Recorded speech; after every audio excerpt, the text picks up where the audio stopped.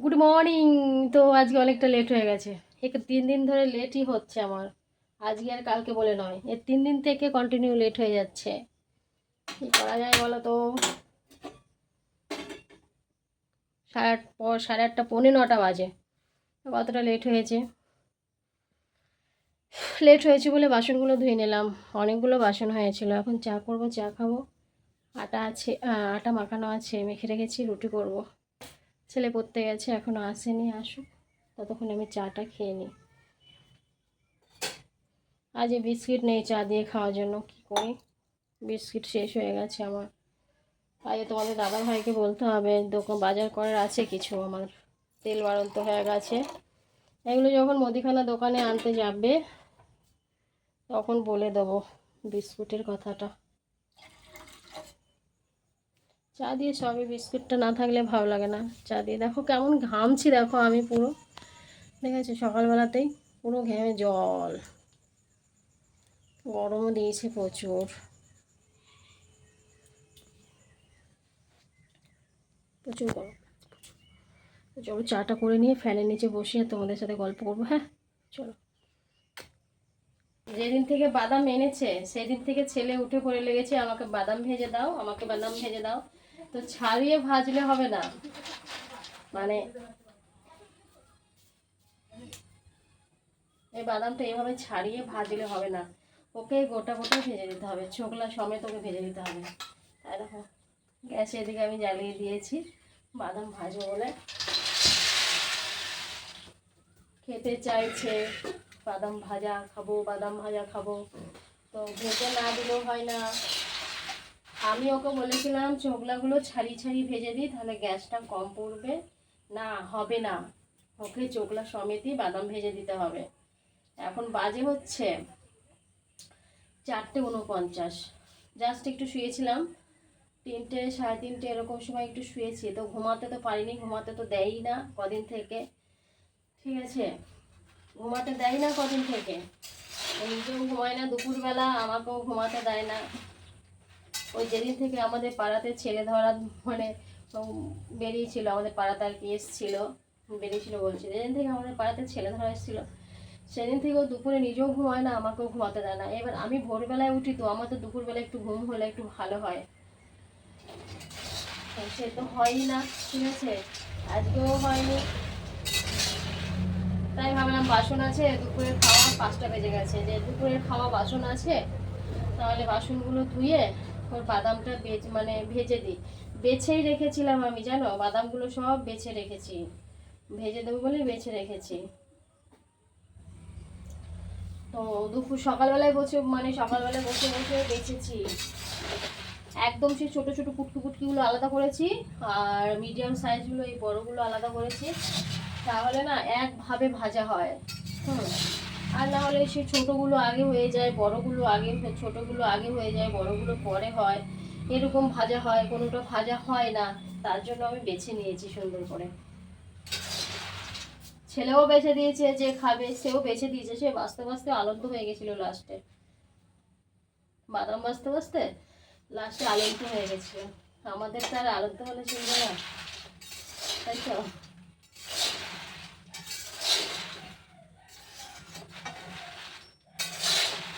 চোখ ঝিরি ঝিরি বৃষ্টি পড়বে, গুড়ি গুড়ি বৃষ্টি পড়বে, তখন বাদাম ভাজা খাবে বেশ। তখন আর বাদাম ভাজি নেই, এখন বাদাম ভাজছি, বৃষ্টি কমে গেছে। আজকে কি গরম দুপুরটায়, সারাটা দুপুর কি গরম, প্রচন্ড গরম গেছে।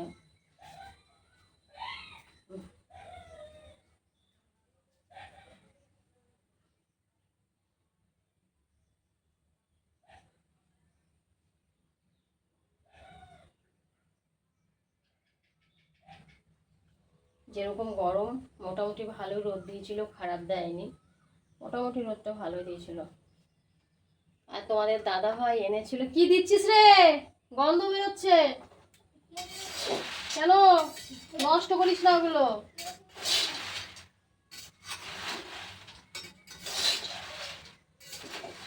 এত চোখে দেখা যায়, বাদাম বাছার সময় বলছি, যখন বাদামটা বাছলাম তখন এত কিছু দেখা যায়। দেখো এটা পোকা কত বড়, এটা কিছুই নেই কিন্তু, এই যে কতটা পোকা।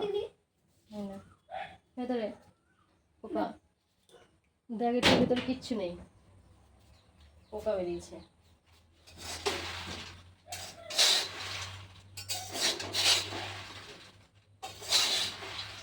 ছোট কত বাদামের ভেতরে নোংরা, বাপ রে, বাঁচতে বাঁচতে মনে হয় অর্ধেক। তাও আরো অনেকগুলো আছে, আরো অনেকগুলো আছে বাছা বাকি। ওগুলো যদি বেছে না রাখা হয় না, ওই একটা বাদামের ভেতরে পোকা আছে তো, একটাতে না থাক, দুটোতে না থাকুক, একটাতে তো আছে বাদামের ভেতরে, তো সেই বাদামটার ওই পোকাটা সমস্ত বাদামগুলোকে নষ্ট করে দেবে। তার জন্য যে কটা বাদাম এনেছে ওই ছাড়িয়ে ছাড়িয়ে কৌটোর ভেতরে রেখে দেবো রোদ দিয়ে দিয়ে।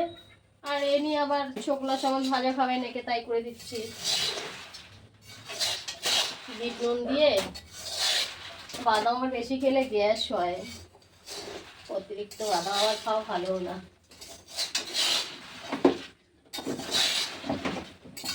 চুলে আজকে তেল নেব, তেল নিতে হবে।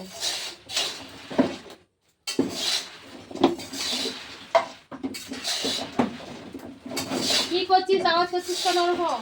বোতল বোতল বোতল দিয়ে কি করবি তুই এখন? গরম কি রে, এখানে থাকা যাচ্ছে না।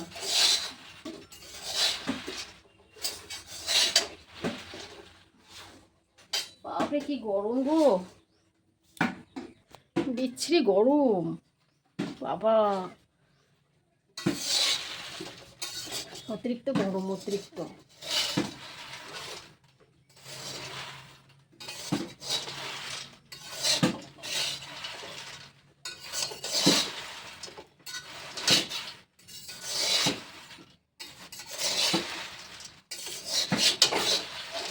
বেছে সেই বড় বড়গুলো নিয়েছি, তাহলে একইভাবে ভাজা হবে, বেশ ভালো লাগে খেতে। আর সেই ছোটো পুটকি পুটকি আগে ভাজা হয়ে যায়, পুড়ে যায়, খেতে ভালো লাগে না, এই জন্য সব বেছি। যে কটা আর কি চোখলা সমেত ভাজবো সে কটা বেছে নিয়েছি, যে কটা তাও ভালোভাবে খাওয়া যাবে, ওই জন্য বেছেছি। বুঝেছো, বুঝেছো? আর গরমে দেখো ঘেমে কি অবস্থা আমার। আমি দিন দিন রাত সব মানে 24 ঘন্টাই ঘামি।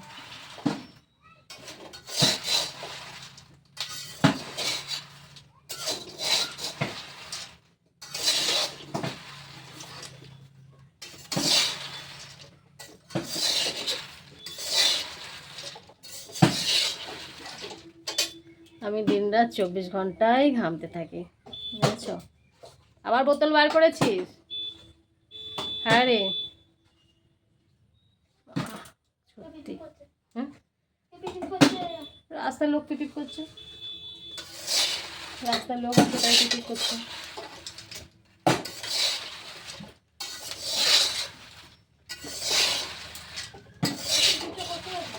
হ্যাঁ, কে জানি কাকে করছে, কারা আছে রাস্তায়, আমি কি দেখতে পাচ্ছি? আমি তো রান্নাঘরে আছি, ঘরে আছি, আমি কি করে দেখবো যে কারা পিকনিক করছে, কারা গাড়ি নিয়ে এলো? হ্যাঁ, বাদাম ভাজার গন্ধ উঠে গেছে, বাদাম ভাজছি, বাদাম ভাজার সেন্ট উঠবে না বলো তো তোমরা?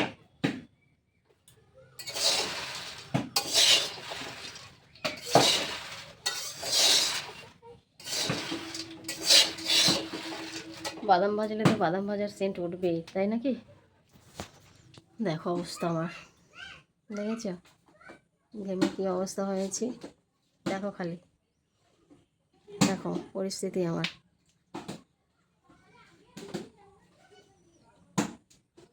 ঘেমের জল। তোমরা খাবে তো চলে এসো বাদাম ভাজা, আমি বাদাম ভাজাই করছি, তোমাদের দেবো। হ্যাঁ,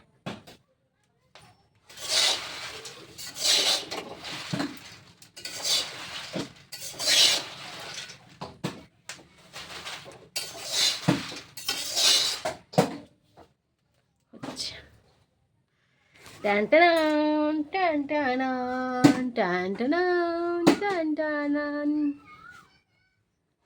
এত ঘেমে যায় কেন গো আমি? আর ভুরুগুলো বাবা কত হয়েছে, থাক যতদূর হতে পারে হোক।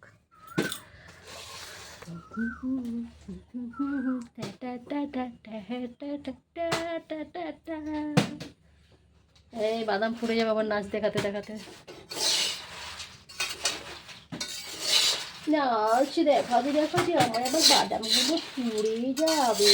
ও ঠিক আছে চলো, বাদামগুলো ভেজে নি মন দিয়ে, নাহলে পুড়ে গেলে আবার তোমাদের দাদা ভাই এসে ঠেঙানি দেবে, ঠেঙানি বলবে কি মা কিসের মতো বাদাম ভেজেছো যে পুড়ে গেছে, মনটা কোথায় ছিল মনটা?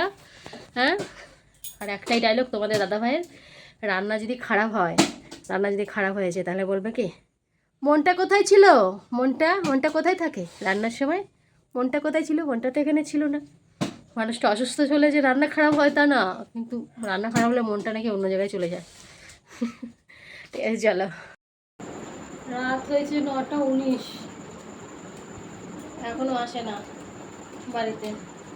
কি কাজ করে তোমাদের দাদা ভাই, সেটাই তোমাদের আগে বলবো যে কী কাজ করে, এত রাত কেন হয়। মাথায় তেল নেবো আর তোমাদের সাথে শেয়ার করবো।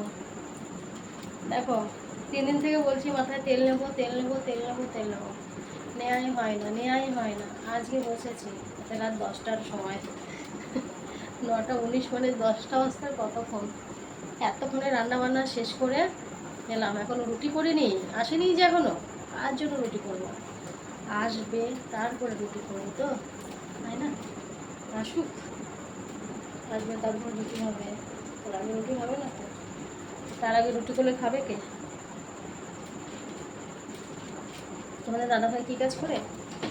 তোমাদের দাদাভাই করে হচ্ছে গ্যারেজের কাজ। তোমাদের দাদাভাইয়ের গ্যারেজ আছে, তোমাদের দাদাভাই একজন গ্যারেজ মিস্ত্রি, বুঝেছ? তোমাদের বলে দিলাম, তো কোনো লেবার নেই, কিচ্ছু না, একাই কাজ করে, ঠিক আছে? তো সকাল 7টায় যায়, আসে রাত 10টার সময়। একা কাজ করেছে লেবার ছাড়া, তাহলে তো পরিশ্রম হবেই একটু, একা কাজ করলে, তাই না বলো? একার হাতে করে, আসে রাত 10টায় বাড়িতে। তারপরে ভোরবেলা উঠে রান্না করে দিই। ওইখানে আবার হোটেল নেই জানো, খাওয়ার খুব সমস্যা। যদি হোটেল থাকতো তাহলে এই সমস্যাটা হতো না, হোটেল নেই বলে অনেক সমস্যা খাওয়ার, তার জন্য আমাকে ভোরে উঠতে হয়, উঠে রান্না করে দিতে হয়। আর তার জন্যই আমি কোথাও বেড়াতে যেতে পারি না, কোথাও যেতে পারি না। আর যেতে হলেও আর নিজের পছন্দফুল জায়গা তো যেতেই পারি না, যেখানে আমার পছন্দ হয় সেখানে আমার বরের পছন্দ হয় না, যেখানে আমার বরের পছন্দ হয় সেখানে আমার পছন্দ হয় না। এই চলছে এখন, এটাই চলছে। তেলটা আজকে থেকে বলছি মাথায় নেব, যাক বসে বসে নিয়ে নিই। তো ছুটি নেই, যদি ছুটি করে তাহলে ছুটি, আর যদি ছুটি না করে তাহলে ছুটি নেই, কারণ নিজের দোকান।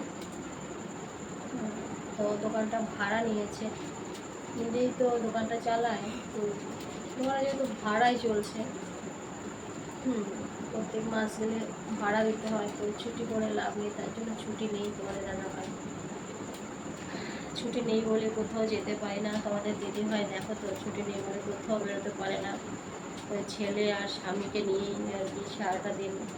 সকাল হলে তোমাদের দাদা ভাইয়ের ভাত রান্না, আর স্কুলের ছেলে হলে 10টা বাজলেই ছেলের স্কুলের রেডি করে দেওয়া, এই করতে করতেই তোমাদের দিদি ভাই দিন পেরিয়ে যায়। তারপর আবার তোমাদেরকে টাইম দিই, তাই না বলো? চলো, এই হচ্ছে ব্যাপার। অনেকদিন থেকে ভাবছি তোমাদের বলবো যে তোমাদের দাদাভাই কী কাজ করে, কী কাজ করে, অনেকদিন থেকেই বলছি, যা কাজে বলে দিলাম তোমাদের দাদাভাই কী কাজ করে। তোমাদের দাদাভাই গ্যারেজ মিস্ত্রি, গ্যারেজই মিস্ত্রি, আর 2 চাকা, বুঝেছ? 2 চাকা কি গ্যারেজ মেকানিক, মেকানিক নাকি গ্যারেজ মেকানিক নাকি, ঠিক বলছি তো? ভুল হলে তোমরা ঠিক করে নেবে, যদি ভুল বলে থাকি, আর সঠিক বললে তো সঠিক বললামই। তো ঠিক আছে, আমারও অনেক আগেই বলা উচিত ছিল নাকি বলো, তোমাদের দাদা ভাই কী করে। দাদা ভাই ব্যস্ত, প্রচুর ব্যস্ত তোমাদের দাদা ভাই, বুঝছো, অনেক ব্যস্ত তোমাদের দাদা ভাই। দাদা ভাই প্রচুর ব্যস্ত, এখনো বাড়িতে ঢোকেনি, সেই সকাল বেরিয়েছে, ফোন করলো ছেলে, ফোনও ধরলো না। ভালো লাগে না ওই জীবনটা আমার। সবাই ভাবে যে দিদিভাই অনেক সুখী, বলো দূর থেকে সর্ষে ফুল ঘনই লাগে জানো, অনেকে বাজে বাজে কমেন্টও করো, কিন্তু ওপরটা দেখে মনে হয় যে অনেক ফুর্তি, অনেক হ্যাপি, অনেক ইয়ে করে থাকে দিদিভাই, কিন্তু ভেতরটা কেউ কি দেখে বলো, ভেতরে যে আমার ভেঙে চুরে চুরমার হয়ে যায় মাঝে মধ্যে, কিন্তু বলতে পারি না কাউকে। চুলে আমার তেল নেওয়া কমপ্লিট হয়ে গেছে, পুরোপুরি কমপ্লিট। তো ঠিক আছে, চলো চুলটা বেঁধে নিই, একটু তেলটা একটু বসুক মাথায়, তারপর চুলটা বাঁধবো। তো ঠিক আছে, তোমাদের ততক্ষণে গুড নাইট, বাবাই, টাটা। ঠিক আছে, ভালো থেকো, সুস্থ থেকো, ভিডিওটা ভালো লাগলে অবশ্যই কমেন্ট করো। হ্যাঁ, সবাইকে গুড নাইট, আবার দেখা হচ্ছে কালকে সকাল থেকে। আর যদি সকাল থেকে টাইম না হয়, দুপুর থেকে তো হবেই নাকি, আর দুপুর থেকে না হলে বিকেল থেকে হবে, অবশ্যই হবে। ঠিক আছে, চলো।